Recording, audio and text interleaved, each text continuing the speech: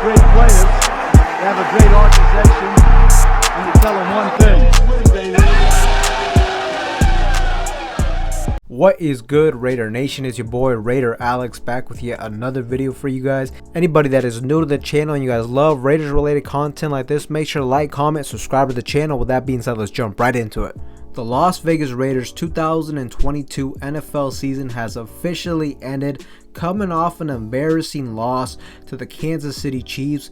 The Raiders finished the season 6-11. Overall, a very disappointing season when you consider the hype and expectations we put on this team. I feel like the Raiders really could have made a push into the playoffs, but it just felt like throughout the majority of the season, the chemistry was just not there for this team. The offense for the most part of the year was just not gelling, and whenever we felt like the team would start to improve and put things together, we would immediately get hit with a roadblock and we would take a step back and eventually be met with the harsh reality that this was not a playoff caliber team this season, despite having a lot of talent on this roster. Raiders are now headed into what I would consider the most crucial offseason this team has experienced in years. For a number of different reasons, I feel like this is truly the case for our team moving forward. First, as we saw yesterday when the Kansas City Chiefs absolutely invaded our home stadium, you looked at the stands and it was covered entirely with red. And look, this is not the first time this has happened since the move to Las Vegas. Owner Mark Davis came out and voiced his frustrations on the number of away fans visiting Allegiant Stadium compared to their home field dominance in terms of fan attendance back when they were in Oakland, which I gotta give Mark Davis some pushback when it comes to that statement. Because what did he expect when he made the move to Las Vegas? Now, don't get me wrong, I still think moving to Las Vegas overall benefited our franchise, but one of the major risks of moving to Las Vegas was this, because it is a city based on tourism, and especially with the prices skyrocketing to attend a home game for the Raiders. Look, it's going to be tough for the Raiders to build a real home field advantage as we had back in Oakland, especially when the results are not there. This is year 3 since the Raiders have moved to Las Vegas, and their records have been 8-8, 10-7, and now 6-11. Overall, pretty mediocre. And when it comes to these big cities, you have to be competitive. You have to win. You have to be competing for a Super Bowl, or else we will continue to see more and more away fans visiting our stadium. If the Raiders cannot turn it around soon, we run the risk of becoming like the Los Angeles Chargers when it comes to our home field advantage. Also, this is the first offseason in nearly a decade where we truly do not know who will be the starting quarterback going into next season. The Raiders will have to fill in the void of Derek Carr, especially with quarterback Jarrett Stidham not looking too great against the Chiefs. And look, we cannot go into next season putting all our eggs in one basket, relying on Jarrett Stidham, a guy who only has 2 career starts to his name. Even if Jarrett Stidham would have looked really good yesterday, sure, that would have been very interesting. That would have been very exciting. It would have gave us a little bit more confidence in him. At the end of the day, he would still only have 2 career starts. That's not enough game tape for you to know for sure if he is the guy, if he is quarterback 1. But I would still like us to bring back Stiddy though, ideally as a backup quarterback, or who knows, maybe a guy who can surprise us and become the starter. But he's going to have to earn his spot. So I think the Raiders would be wise to look into the free agency market for a veteran quarterback who can immediately start and ideally have some experience with this complex Josh McDaniels offense. We've heard in the past Devontae Adams, a guy who was a student of the game, say that this offense is extremely complex and that it's almost like learning a new language. The front runners for me would have to be Tom Brady and Jimmy Garoppolo when it comes to the free agent market for quarterbacks. And I understand that Tom Brady is not loved within our fan base. Just in general, he's a very polarizing figure. Either people love him or they hate him. Look, I've hated him for quite a long time.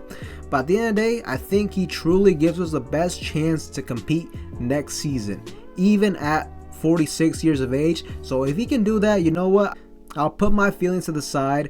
And if he's a Raider, I will support him. And also, a lot of people will be quick to say, oh, come on, Tom Brady's washed up just based on this season. But look, even with this season being one of his worst seasons in his career, look, the man has still put up respectable numbers. This guy has thrown for 4,700 yards this season, 25 touchdown passes, and only 9 interceptions. And mind you, this is with a team whose offensive line has struggled tremendously all season. Look, we thought our offensive line was bad. Take a look at Tampa Bay's. They have not been able to protect Tom Brady. They have also not been able to run the ball effectively, forcing their offense to be one of the most one-dimensional throwing offenses in the whole league. With our offense, though, having the league's leading rusher in Josh Jacobs, Brady will not have to throw the ball 40 or 50 times, and he is one of the best quarterbacks when it comes to play action passes. So yeah, this season he took a step back, but you look in 2021 and 2020, he threw for over 40 touchdown passes each of those years, something that Derek Carr has never came close to, because Derek Carr this season he threw for 3,500 yards, 24 touchdowns, 14 interceptions.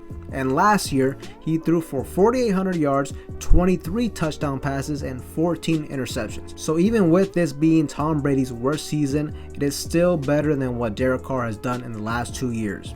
Also, with signing Tom Brady, it would not be a long-term plan since he is 46 years of age. Most likely, he would only play 1 to 2 years.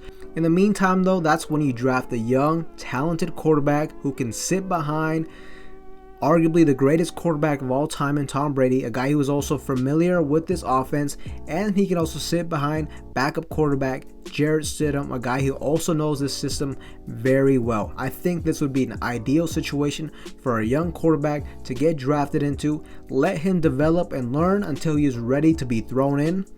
Not only that, signing Tom Brady would actually save this franchise some money, which will help us be able to allocate more money into the defensive side of the football, which is definitely an area where we still need to improve on drastically. We gotta improve the secondary. We also need to get more pass rushers to help out Max Crosby, and we also need a lot of help in the linebacker core as well. So I expect the Raiders to invest heavily in the free agent market as well on the defensive side of football and through the draft. Regardless, the Raiders have a lot of holes to fill in this offseason, and it will be a crucial offseason that will determine the future of this team for years to come. But I think it will start with the quarterback position, because in today's NFL you need a competent quarterback to win. And despite us being 6-11 and being out of the playoffs, we still have a lot of talent, especially on the offensive side of the football. So if this regime can make the right moves in this offseason, I think we can really turn this team around and be able to compete moving forward. And I know we came off a bad loss to the Kansas City Chiefs. The season overall was just very disappointing at times to watch. But look, I am still confident and I am still excited about the potential moves this franchise can make this offseason to propel themselves into a competitive football team moving forward. Ultimately, for me, it boils down to the fact that I trust our front office and general manager Dave Ziegler and Champ Kelly to build us a roster, and I have more confidence in these guys compared to John Gruden and Mike Mayock, the previous regime. Coach McDaniels, for me, I'm still up in the air when it comes to McDaniels. I will say the offense definitely has a lot of elements that I like about it, and also if we as a franchise we were willing to give Derek Carr 9 years as the quarterback to get it right, I think we have to give McDaniels at least 1 more year before we can determine whether or not we should fire him. Overall, this will be a very crucial and a very busy offseason, I believe, for the Las Vegas Raiders. So there will be definitely a lot to talk about. But overall, as I mentioned, I'm excited about the future of this team going forward. Let me know what you guys think. What do you guys think when it comes to the future of this team? Are you guys optimistic, or are you guys really concerned and worried about the future of this team moving forward? Let me know in the comment section down below. But with that being said, Raider Nation, that is all I have for you guys in today's video. Anybody that is new to the channel, you guys love Raiders related content like this, make sure to like, comment, subscribe to the channel. With that being said, I will see you guys in the next one.